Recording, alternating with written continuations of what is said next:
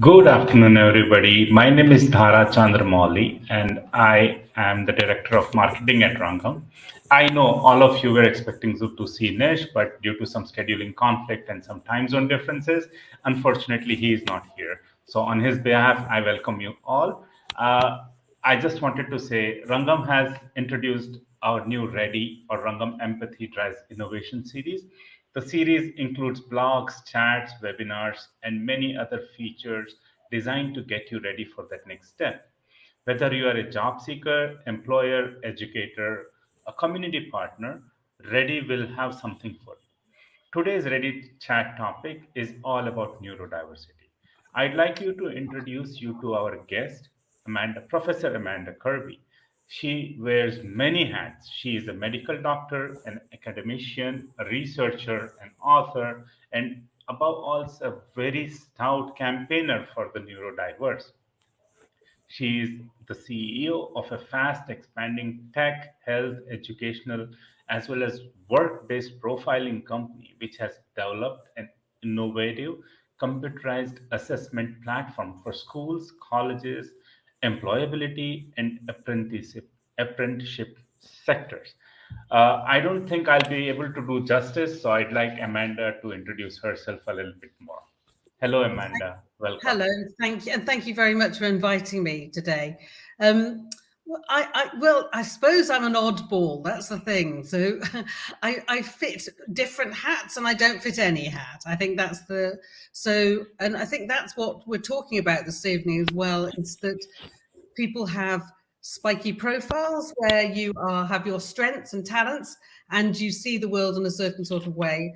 And I came to where I am because of my family experience of having neurodivergent family members and needing to try to navigate systems and understand them as a doctor, as a parent, and then became more interested clinically, and then more interested from research, and then thinking about solutions, and then started working in the tech world to try and find those solutions as well. So I sort of straddle lots of different areas. So yeah, I'm an oddball. I think that's the best way to describe myself. Yeah. Earlier when we were speaking, I came to realize that you have a fascinating career journey. Can you please tell us a little bit about it and how it all started and why? What is your why right now? Well, my passion and drive for championing neurodiversity is a very personal one. And more than 25 years ago, one of my children was diagnosed with dyspraxia or developmental coordination disorder. And at that time, people knew very little about what that was and thought that children grew out of it, so that this was, and all the time people said, you mean dyslexia. Every time I said dyspraxia, they went, no, you mean dyslexia. And I go, no, I didn't. No, I don't. So I ended up trying to write something. This is what it means. I had to navigate my way around the system for us to get help and support. We had to tell a story again and again. And I realized that my experiences were also the experiences of many, many other people as well. I was working as a GP, a family doctor, and I thought, if it's challenging for me and I sort of understand systems, the healthcare system, then this must be really hard. So I started up naively, I think, 25 years ago, an interdisciplinary centre where health and education came together, so that parents, because at that stage it was children, we didn't think about them growing up, parents could come, and it was person-centred. So we're thinking about the child in the context of their family and what the interests were. And then I started thinking about trying to find solutions that could reach more people. So it was lovely seeing one person in the clinic and another person, but how do we make this reach more people? And then started looking at the technology and started developing technological solutions, which, again, naively, I think, because when I started off, and then tried and tested over the last 10 years to develop the solutions that are contextually appropriate for the person, the environment they're in, culture, the background they're in as well, to find those solutions. And I'm a grandparent of neurodivergent kids as well. So my premise for being passionate is making sure that children and adults out there are able to demonstrate their best selves, to promote their talents, to be able to have the same access opportunities in education and employment. So even today, 25, 30 years on, I'm still really think this is really important today. Yeah, it is extremely important, and I would like to say that no effort is too small, as you are embodiment of it. That it is not how small the effort is, but how passionately you're doing it. And I feel that your passion is the one that is helping. Your passion is driving you to go to the next level and try and talk to people and convince people. Because I feel that there is still a lot of convincing that needs to be done Yeah. in many stages, irrespective of where we are. So you also talk about understanding and supporting neurodivergent individuals at a person-centered level. I find that interesting. Can you please talk about it a little bit more? Sure. So why person-centered? I think the first thing is that often we go down a label pathway. So we say dyslexic people need this, autistic people need that. Well, the trouble is, though, with that is every single person is different. The way you live, and in the workplace, the work you do. So if you're working in an office, or you're a brain surgeon, or you're somebody building walls, your tasks you're doing, the environment you're in are going to be different. So you can't do, here's the 10 things for people with dyslexia, off you go. Here's the 3 things for people, off you go. It will never work. The other thing is that we keep needing to remind ourselves that our brains are connected in billions of different connections. And these boxes, constructs we talk about, dyslexia, autism, ADHD, dyspraxia, these actually all overlap often. You might not have the label, you may not have the diagnosis, but it doesn't mean you don't have a little bit of this and a bit. Your brains don't know about those boxes. You know, people put those labels on us, but it doesn't always describe who you are. So if we're going to take a person-centered approach, whether that's in school or in the workplace, we need to understand that person, their past experiences, their present experiences, their skills, their talents, their interests, and the environment they're going to in. And that's a conversation we can all have. It's not about, I have to know all about, I don't know about ADHD, I can't support you because I haven't been on that course. It's actually about inviting conversations. It's about, tell me about yourself. Tell me what you like. Tell me what helps you. Tell me what stops you being your best self. And that is, I think, a person-centered conversation, because it's one we can have, all of us, and it's human and it's respectful.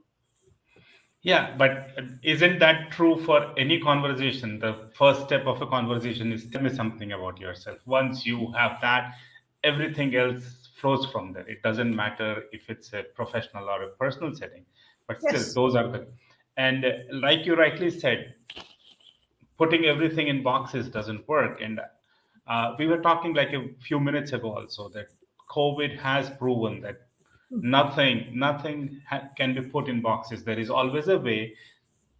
Flexibility is available. The only thing is either situations push it or we learn from situations and we adapt to them. And I feel that that's a fair way of saying that when neurotypical people or neurotypical individuals are talking about that, it's important for us to be a little bit flexible, a little bit more empathetic, maybe a little bit more understanding to this. Absolutely. And you can see in COVID, what we did realize that all of us had to adapt. So we had to change our environments because it was changed for us. And what we saw was for many of us, actually being at home, using technology, the ability to have a sign language interpreter in a virtual meeting, which would be much harder in a live meeting to organize this. There were lots of things that happened that enabled us that we could flex our environment to work for the individual. And it challenged a lot of the rhetoric about we had to have everybody in a building, sitting all together to prove they're working. And I think it's important now, what we saw for some neurodivergent folk, I know myself, being able to work from home and it's quiet and I can get up and walk around if I want to. it works extremely well for some people. It really does. And that's what we've got to recognize now as we go back, hopefully, we move forward. I don't think we should be going back. We need to move forward.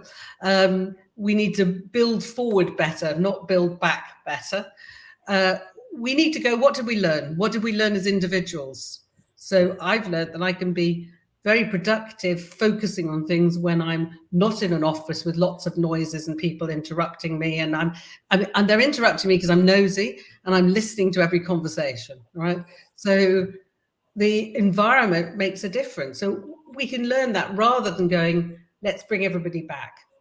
And I think we've got to be careful about that. And we need to reflect that different tasks require different environments, and different people work effectively in different environments. And when we have those, again, it's person-centered.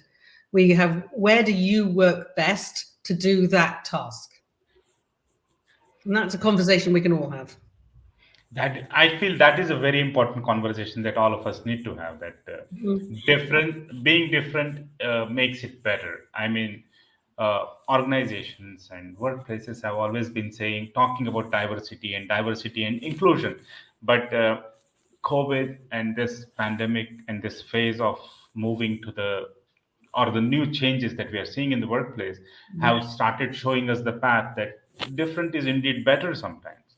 I mean, we as a staffing company talk to many hiring managers and all, and we realize that accepting differences is something that everybody is a little bit reluctant to, because it impacts how they work, it impacts how their teams work.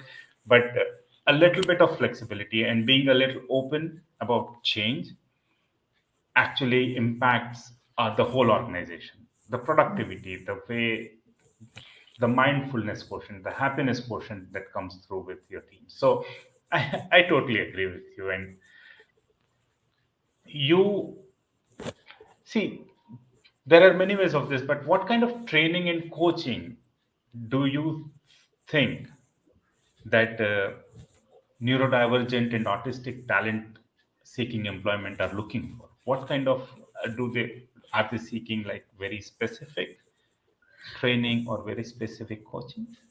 I think the first thing is, often people have been either if they've got a diagnosis of a neurodivergent condition, often they've been they might have gained a diagnosis of arms and legs, but not hands and feet. So they get part of who they are, right?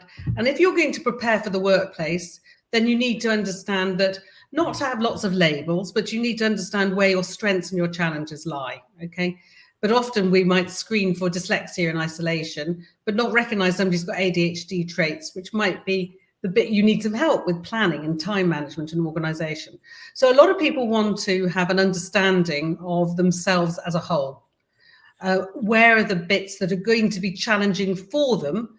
Because the more you can articulate your training and support needs, it's easier for the employer, it's easier for you to be prepared. So I think a lot of people are wanting to understand themselves as a whole, their well-being, what makes them tick and keeps them feeling and staying good, what helps them with their executive functioning, with their planning and their time management and their organization, and what helps them or doesn't about their communication preferences and styles. And so I think we've developed Profiler, which helps them to articulate that. That allows them then to be able to have those better conversations when they're being recruited or they're going into the workplace. And it means they're better prepared. But some people, coaching really is helpful, because sometimes I know when my children were growing up, to get them to clean their teeth every day, morning and night, I had to repeat often. And we all know that embedding change can be really difficult. So putting good diary systems in place, practicing some of these skills. And this is where coaching can be very helpful as well. So I think I need to know myself, but for some people, I might need some help to put the good things I need to do into practice. I might need some help and support to do so. Talking about employability and employers and all, I just wanted to know what kind of work do you do with businesses to make them understand, and what kind of systems do you bring into place, and what kind of trainings do you? if you can touch upon them a little bit? Sure, I can, of course. So we do tools, training, and consultancy, 3 elements. So the training, we go from awareness training. We'll start with some organizations are going, I don't know where we are. We're doing some bits, but I'm not sure where we are. And we have a maturity gap analysis tool. So we can come in and have a look at where people are on a maturity curve and where they need to put things in process. Fine grain, from the advertising to job descriptions to recruitment to onboarding, just really going through all of those bits and then saying, okay, where should we focus and putting a plan together? So we help people, companies do that. We do awareness sessions. So sometimes in an organization, the first stage is, how do we start the conversation? How do we start the conversation inside the organization? So we'll come in and we'll do an awareness session, getting the terminology right. So people aren't worried about getting the right words, the wrong words, not having a conversation, giving some facts, so from an evidence base as well, what's it all about and why is it good for business? So we lay the ground, and then we have e-learning programs. So the e-learning programs can then mean everybody in the business can learn more about neurodiversity from a very practical way. So, and you can do that in your own time.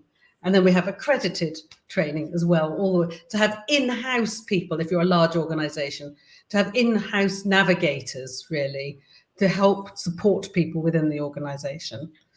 And then we have the tools. We have Profiler, which is a screening and assessment system which employers use to either have group conversations or to support individuals. So we work in a number of different ways and work with organizations to see the context of where they're working. So we might work with police, or we might work with fire service or army or fintech but every business is different. So it's having that conversation. It's being person-centered again. Since we are already talking on employability, and this is staffing is something that we are very passionate about, and providing employment opportunities for people with neurodiversities as well as autism and disabilities is something our organization really strives to make things happen. I was wondering, how can we make the hiring process more inclusive? Because some people have labels, some people don't have labels. There are, as you said, that there is a lot of intersectionality. There you have terms and terminologies for some people. And so how do we make the hiring processes inclusive? What are your thoughts? I think it's incredibly important, Dara, that where we are at the moment in many cases is the hiring process fits a certain shape person. So that you've got to have reasonable digital skills. If you've got good communication skills and you can sell yourself, you can respond quickly in an interview, you can do very well. If you understand how applicant tracking systems work and you know to put keywords in, you can get higher up on the score. If you understand the rules of the game, then you do better. So the first thing is, I think, is that bell curve where if you fit that and you understand that, you'll do well. The challenge is we're missing so much talent. And often it's people who've been marginalized. It's people who don't have a diagnosis, haven't had an opportunity, can't afford it, can't access it. So I think it's really important we flatten the bell curve. And that means thinking about making our processes as inclusive as possible in an anticipatory way. That's not retrofitting. I think it's actually starting out and saying, I'm expecting some people not to be able to use IT systems. Some people who may need questions before the interview to prepare, because unless they're going to be, the job is to respond very fast. Why are we testing them or assessing them in that sort of way, right? So it's changing the narrative and saying, what's the job? What skills do we need? And how do we ensure that we tell people at every point of the recruitment process what's going to happen? And they can ask for help if they need it. So I always go, we want to see your talent. If you need some help and support to show us it, please let us know. And at every point we say, if you need help with the application process, let us know. In the interview process, if you're coming here, you're going to have 3 people on the panel. This is their names. This is how long it's going to last. this is what we expect. This is the building, this is the signpost. You give all the information, because it's a bit like going on your holidays and not knowing the food, the language, you know, what clothes to take. You're not giving me the rules to be able to play by. So we need to give people the rules to play by so that they can participate. True. I mean, I'm not trying to make fun of it, but adventures are good, but planned adventures are better. That's how I look at this.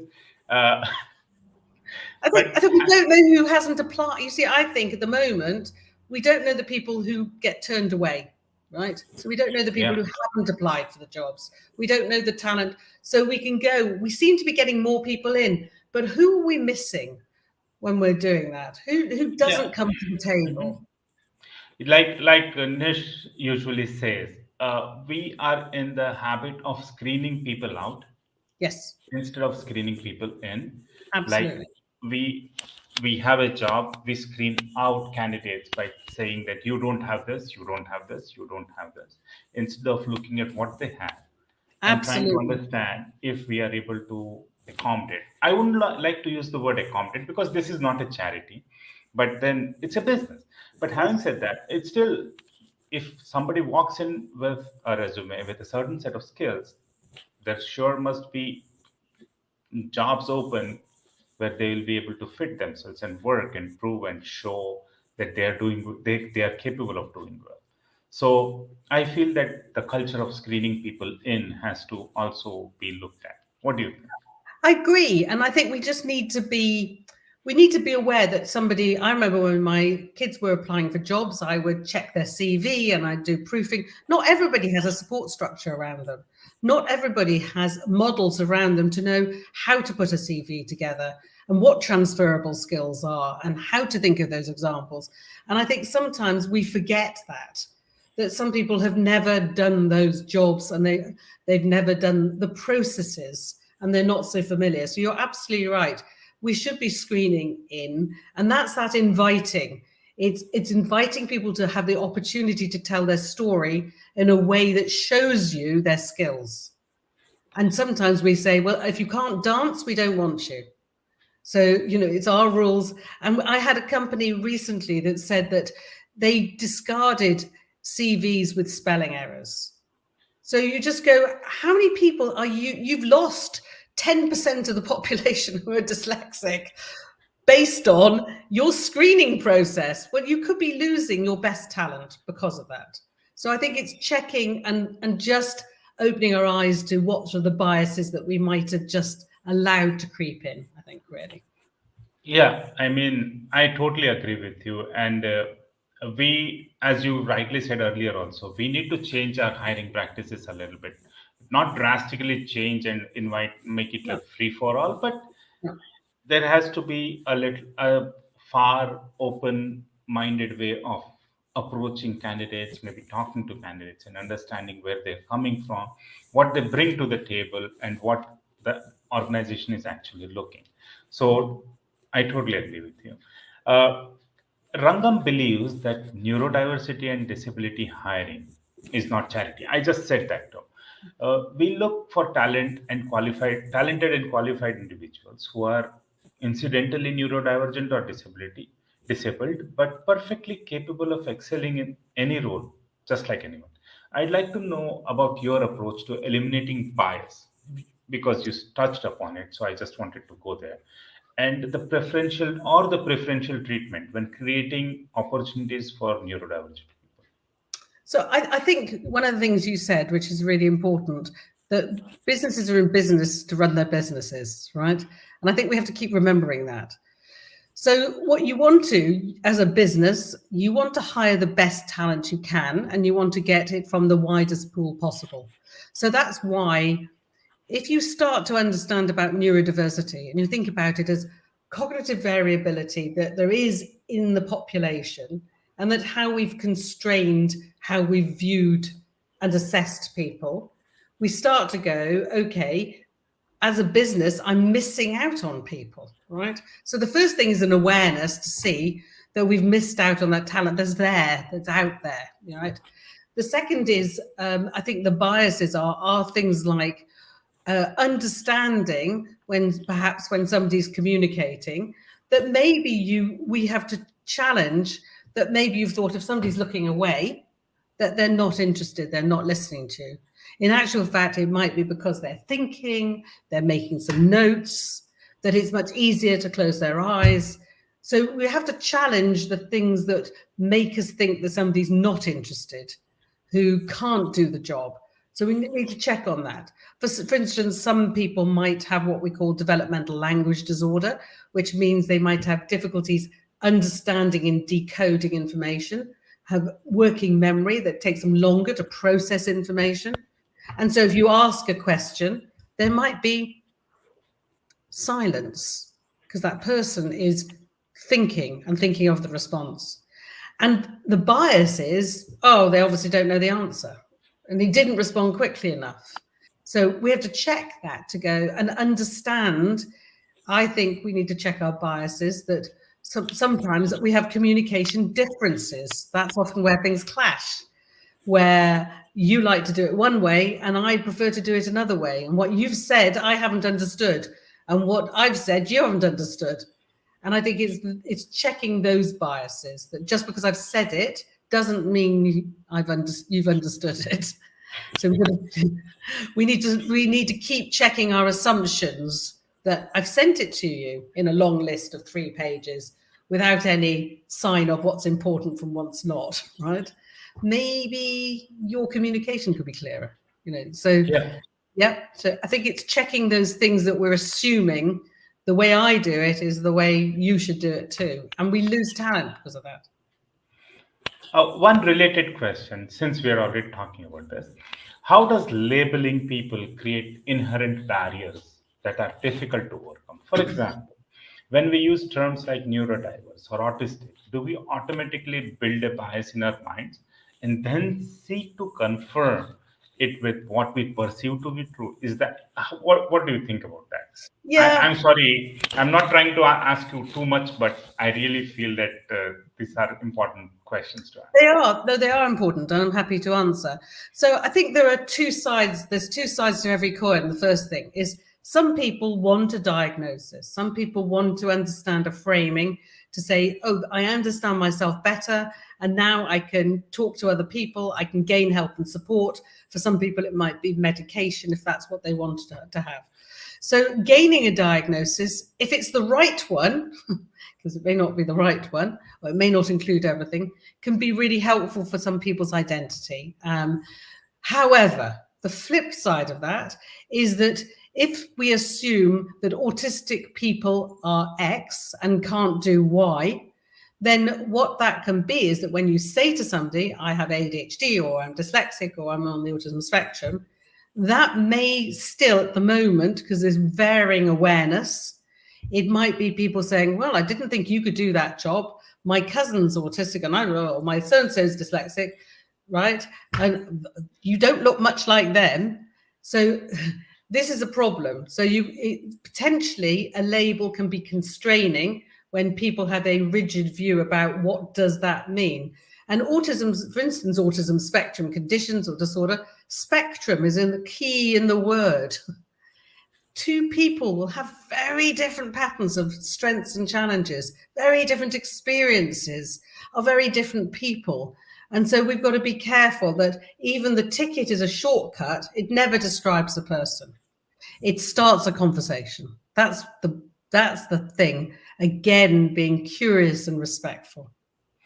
But that is true for individuals who are neurotypical too. No two people are similar. No 2 people are exactly the same. No. It is the practice of us putting everybody in boxes that has created this impression that, for example, if you are working in a certain position, you will be able to do a certain task in a certain way, talk, dress, work in a certain fashion. Yep. Whereas that's not the fact. There are people who are neurotypical who are not comfortable in what they are supposed to do based on other perceptions. But that doesn't work, and it definitely doesn't work for people with autism and neurodiversities either. It doesn't. as human beings, we like categorizing. We like to say you're short, you're tall, you come from Wales, you come from, we love categorizing because it's a way of sorting. We're all messy in reality, but we like to attribute characteristics and places to try and find touch points. And I think that's one of the things about neurodiversity I like. It's about having a conversation about our differences, but it also gives an opportunity to have a conversation about our similarities. And I think that's the bit that we need to have more of. That is, what can you do? What is like us? And I think we need to move away from the neurodivergents and the neurotypicals and say we are all neurodiverse, and we all have different spiky profiles, and that makes us different. But we can talk about what we have in common, and then we can discuss what we have differently about ourselves and be curious about that as well. Yeah. I know we are short, we have run out of time, but this was such an interesting conversation, and I really want to ask you one last question before we go.